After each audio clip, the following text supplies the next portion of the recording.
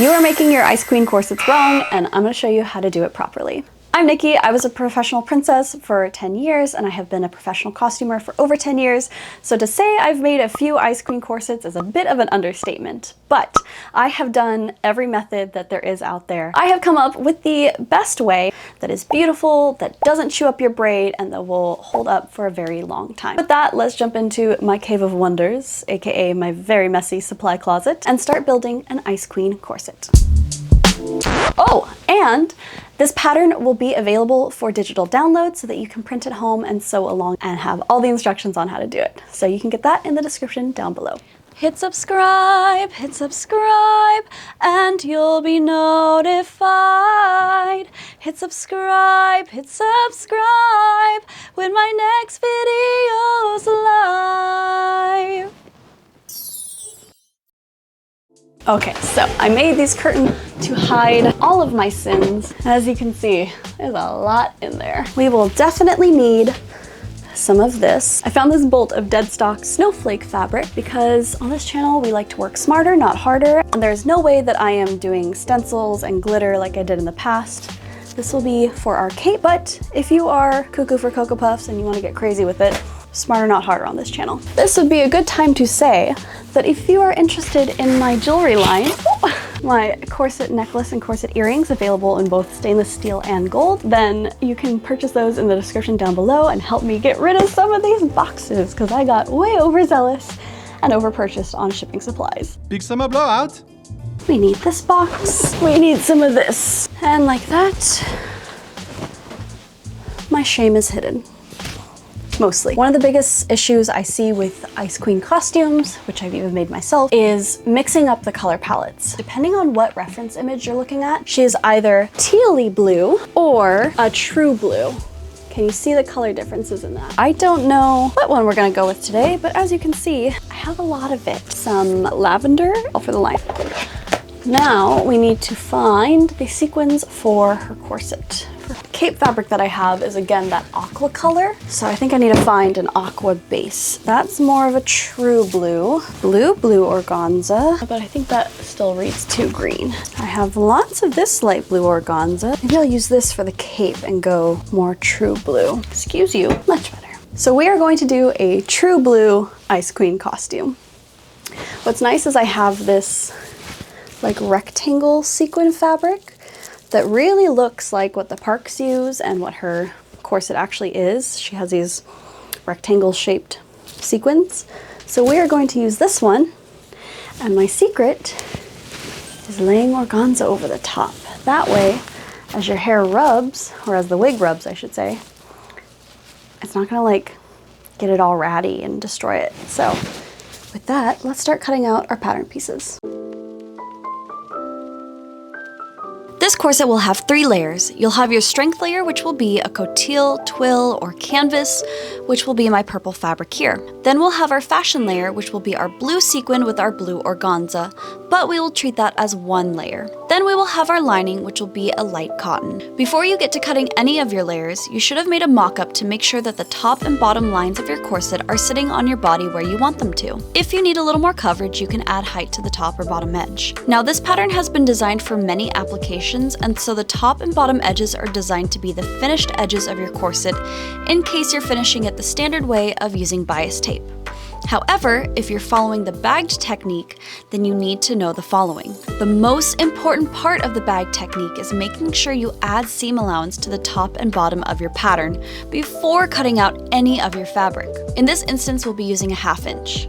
This is going to give us a seam allowance that we can use to hide all of our top and bottom edges inside of the corset. If you do not do this, then you might end up with a corset shorter than you wanted. As you cut your corset pattern pieces out, make sure you mark the waistlines with an erasable pen, pencil, or chalk. This will make sewing it together and adding your waist tape much easier. Again, make sure to add seam allowance for all layers of your corset. Once you have all of your sequin layers cut out, I recommend to lay some organza over the top and baste it down with a needle and thread in the seam allowances to save those beautiful wigs from getting wrecked. Let's start by assembling our strength layer.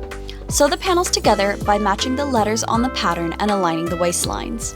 Sew everything together with a short, tight stitch, then clip your curves and iron. Because this pattern has a slight cinching effect, you'll want to add a waist tape to reinforce the waistline.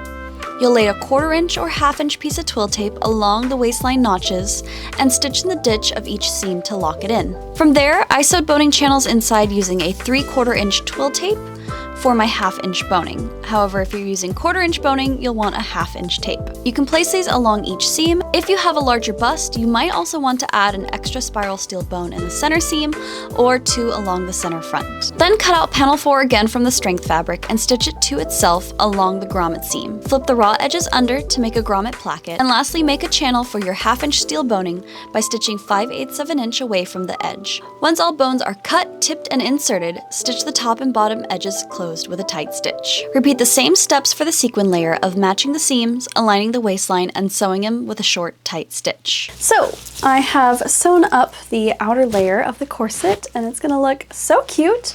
But if you'll remember, the corset is actually 4 pattern pieces, and I have purposely left off the final piece right here.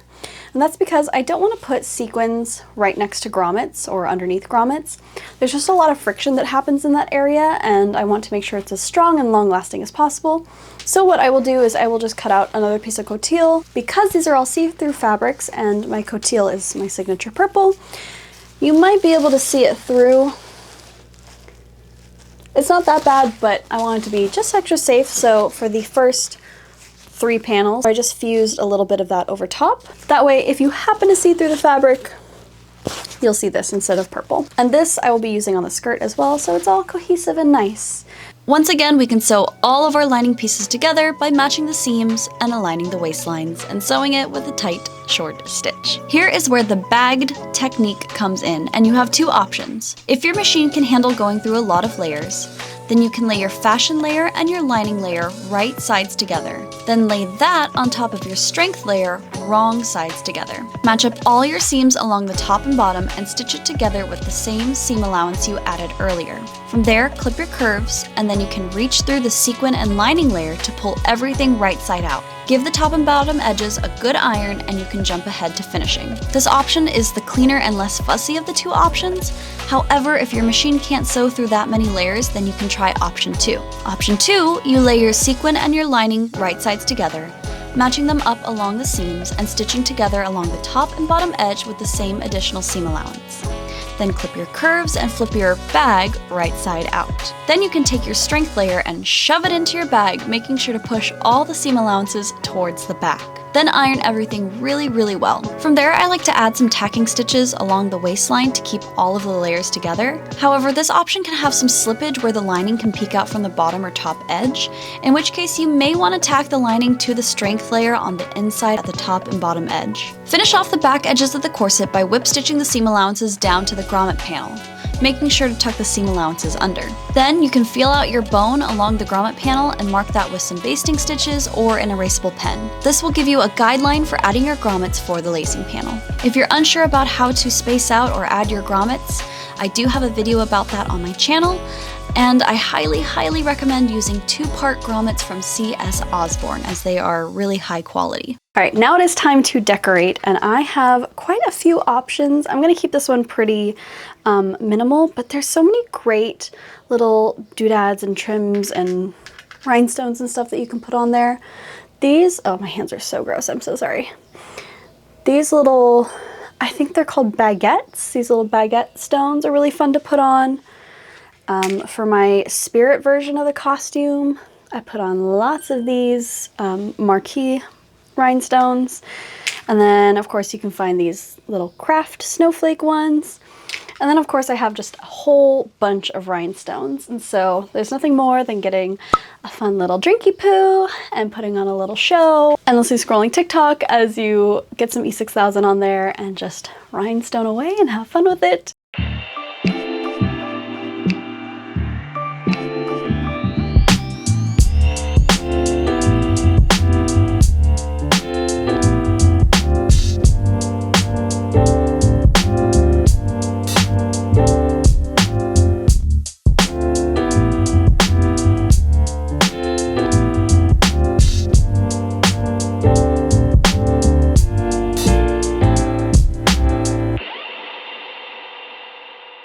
I think I forgot to mention it yesterday, but this costume is not for me. This is for my friend Savannah Marie, who is a phenomenal singer. I love her voice so much. She's just so talented and just a real big sweetheart. So I made her a Ice Queen costume 2015.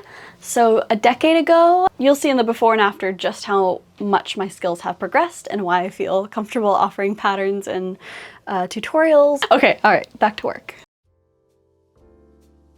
So I cut out my Ice Queen skirt pattern from that same meshy, sequiny fabric because it's just so pretty, and made sure to cut out 2 layers of everything so that I would have a lining in this beautiful purple as well. And of course we gotta have pockets because otherwise we can't do the magic snow trick, which is really fun, although can get a little bit messy throwing the fake snow everywhere. Okay, so for the skirt construction, I assembled the front panel, stitching only to the marked point on the thigh and installing the front of the pocket facing. Ooh, so sexy, so icy. Then we do that again for the front lining. Ooh, so sexy, but you're like, wait, the slit's on the wrong side. The lining has to go, the seam allowances, inside, or facing out in this instance. So we go like this, and like that. We have a slit right here, which means we need to flip these right sides together, line up the top of the slit, and sew all the way along the slit so that we have a beautiful finished slit. How many times can I say slit? Then we have the same thing for the back side. Yeah, let's do it. Hopefully that makes sense. So one thing that I really don't like about a lot of pre-made costumes is how much they rely on elastication to make them fit. And so for my skirt, I like to do a classic structured waistband that's like a double folded waistband.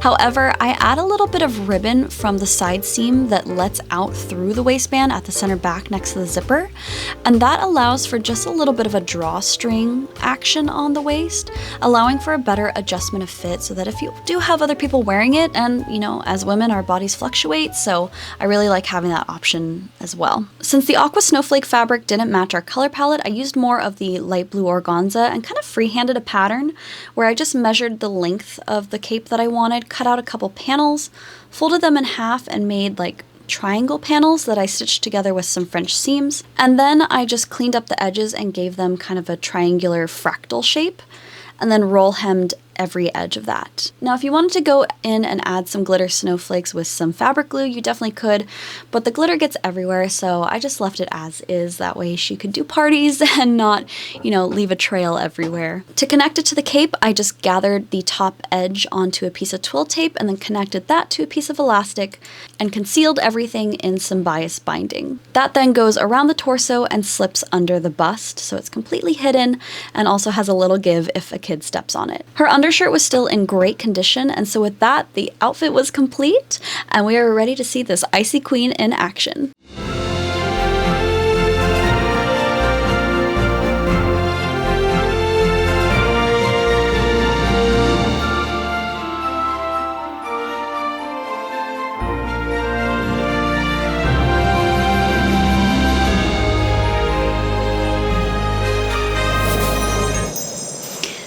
Look how cute! Thank you guys so much for watching this video. I hope you found it helpful. If you did, you can find the link to the pattern in the description down below, as well as some other patterns that I have released. And let me know what other costumes you think we could make with this corset. I was also thinking of doing kind of like a daily wear Wiederhoft-inspired dress. But yeah, let me know what you want to see, either with this pattern or just other costumes in general. A big thank you to Savannah for not only being my beautiful model for this video, but also for commissioning me for her first dress all those years ago.